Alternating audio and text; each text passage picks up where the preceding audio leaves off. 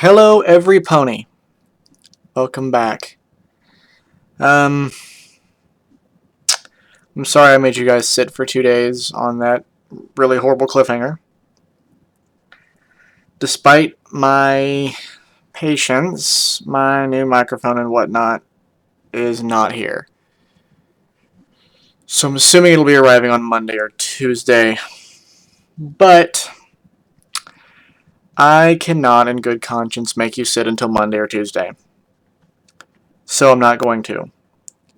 Furthermore, since the remaining four or five chapters kind of happen in rapid succession, there won't be any more cliffhanger-ing. I'm going to knock the rest of the story out tonight and upload all of it. So, since there's some longer chapters in this bunch, I suppose I might as well get started. Let's make some adjustments here.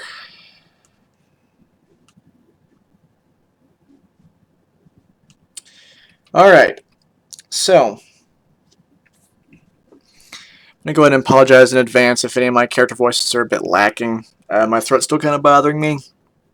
Some friends and I had a little too much fun, a little way too late into the morning earlier this weekend, and I haven't quite fully recovered yet.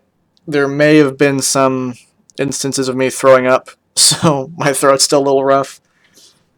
But we'll get to it anyway. So this is chapter 20, Bright Lights. There's just something about our brains that takes a few seconds to fully process things. By the time I'd read the note and fully understood its meaning, I was already in a state of panic. I like to think of it as our head giving us some time to sort things out before things really hit home. Vinyl was gone. I was alone. Wait a minute. I'm part wolf, I cried triumphantly, dropping the note. I can just sniff her out. Bending down to pick up the note, I realized there was a backside to it. P.S. Don't try to sniff me out, because I masked my scent with Victoria's Secret fragrance. What do you think, Princess? If you will excuse me for a moment, Octavia, Luna said. Thud, thud, thud. Her head solidly connected with her bedroom wall. Princess... She held up a hoof to silence me. Thud, thud, thud. It was actually starting to look like it hurt. I think I am done, she said finally, rubbing her head. Wait, no. She slammed her head a few more times before there was a visible bump on her head. Vinyl scratch, you imbecile. What should we do? What can we do? What if she blows up the castle? Then we shall increase security. Vinyl is out there, on the loose, intent on murder, Princess. And I still can't figure out what she is against this Silver Streak mare. Perhaps you do not feel the same way as she does, because you fail to see things from her perspective. How can I? She hasn't said a word. She's an enigma, Princess. Even when she promised there would be no more secrets. Vinyl may have been doing this to protect me, but I thought I'd made it clear that I didn't need protecting. This couldn't go on. This relationship we had felt fake. The attraction was there, but the communication was lacking. I am the wrong pony to speak to about this. Although what I can say is that what Silverstreak did to Vinyl is unforgivable. That made no sense. Octavia, it is midnight, and I am very tired, as are you. Vinyl Scratch does what she usually does, and we still cannot figure out how her brain functions. So in the meantime, perhaps we should both catch up on some sleep. I nodded. The files you requested are over there. Thank you.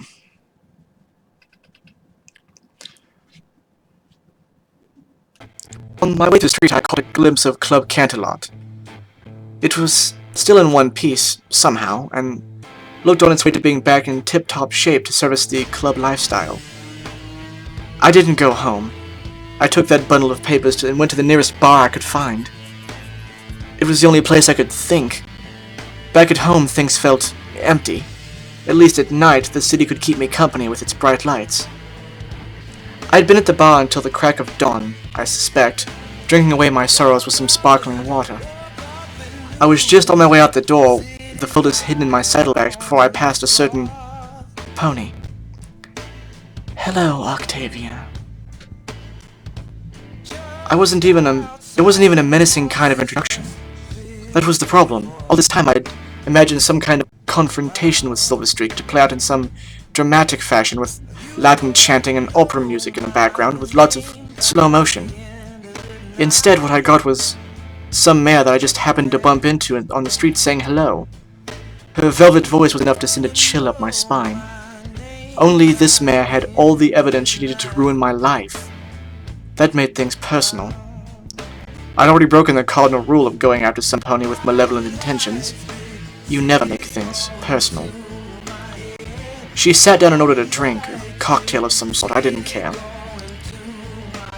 "Hello," I said as icily as I could, slowly taking a seat as far away as possible, yet still within earshot. The bar was empty, save for the bartender, who decided that it was a good time as any to take a smoke break out in the back. And there she was, in all of her silver glory. I hated that dull color with a passion. But more than just her color, I hated her face. She smiled pleasantly. It wasn't even a remotely malevolent smile. It was a calm, amiable smile that still betrayed a superiority complex behind it. I wanted to wring her neck and smash a hoof into that smirk. "Are you stalking me?" Rip her throat out. Tear her to pieces. Shut up. Perhaps. I smiled back a little truthfully, my eyes flashing. "You know, you should probably bomb the place before telling me about it." "Oh, I think you'll understand if I hadn't intended to kill her." Silverstreak smirked. "Think of it as sending a message." So this was payback for what happened at Equestria Daily. "Though, I have a feeling Club Canterlot will be up and running before you know it," she said. "Quite. It's amazing what taxpayer bits go to nowadays." "They certainly didn't account for this now, did they?" "A shame about Silverstone," I said casually. "A loss. Fraternizing with the enemy, I'd stepped over the edge. More appropriately, I'd slipped. But that was alright. I probably jumped over the edge more times than Vinyl had crossed the line, which was saying something. Seeing as Vinyl liked to cross the line twice and then do a little tap dance on top of it just to make sure she'd done it with style. "So, why all this?" "Pardon? Why all the trouble? Why all the effort to spy on us, hunt us down, and out us?" She said nothing, taking a sip. "You've clearly got some stock in the situation," I remarked wryly. "I can't imagine a man who goes through all this trouble of trying to ruin my life to have no reason for doing so." "We all have our reasons," she said with a sniff. "Could it be because of what happened to your parents?" And just like that, her little facade of stoicism faltered, almost as if I'd scratched that glass wall separating me and her.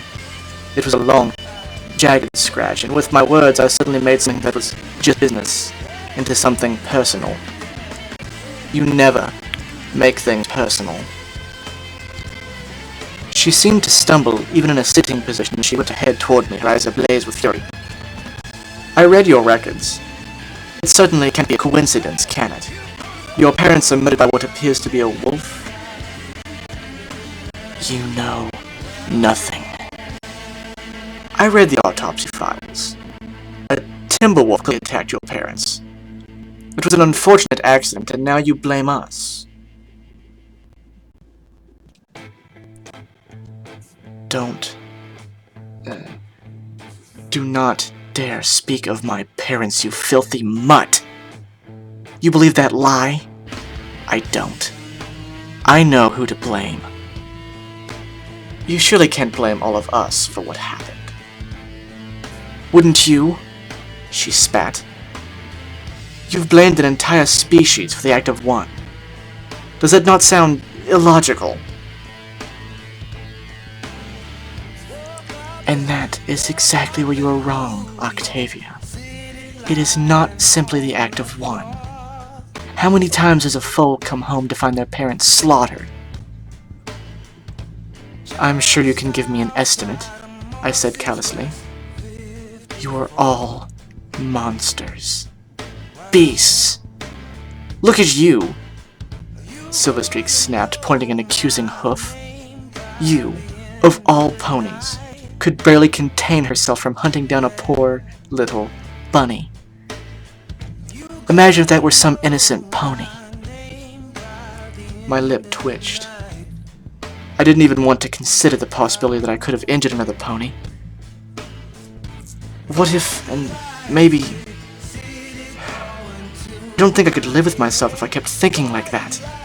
But she was right. The possibility was still there, and there was no doubt in my mind that ponies had gotten hurt along the way. As much as we all like to pretend, Equestria wasn't La La Land. Even so, she was a hypocrite. Who was innocent and who was guilty? Could she distinguish which one of us had done wrong? According to her, all of us were evil, and we'd all be going down. You're dangerous, and I'm going to show the world. It must give you some sort of satisfaction, yes? Ruining another pony's life, that certainly embodies the elements of harmony. There is no other way to deal with your kind. So you must stoop to the level of an animal to deal with us? How appropriate. It is the only way. Right, of course, I said sarcastically. I was mocking her. I'm sure you have Vile in your clutches. What? Curses. Oh! Her eyes lit with amusement and mockery. It looks like Luna's right-hand mare has gone rogue. How interesting. Did she leave you as well? I don't know what you're talking about. I turned away with a huff. You'll find out, sooner or later, what kind of mare she is, Silverstreak said ruefully. Either she'll get you first or I will, I shrugged. It was mostly a bluff, a desperate grasp at anything to tip the odds back in my favor. Big talk. Look who's talking, I shot back. You still think you have the upper hoof, she snapped, a little annoyed. That's because I do, I said, tilting my glasses down. That's because you've got nothing. I'm the one who decides whether or not you wake up in chains tomorrow and thrown into the Everfree Forest, dog. You still think I care about one canid picture? Even if you were to go to another newspaper agency, Princess Luna would simply intercept it. You're lying. I was. Face it, Silverstreak. You've lost your own bargaining chip. Buck you. Buck me, yes, I'm irresistible. Look at these juicy flanks, I laughed, sashaying as I trotted away first. Though I suspect you're not into mares. We'll see who gets the last laugh, she shouted after me. Ha! I laughed. Ha! And that's chapter 20 down. A pretty exciting confrontation, I think. I hope the background music wasn't too loud. So that was a pretty quick and easy one. But of course, I'm not letting myself off that easily. I'll start uploading this, and then start recording the next chapter. So stay tuned.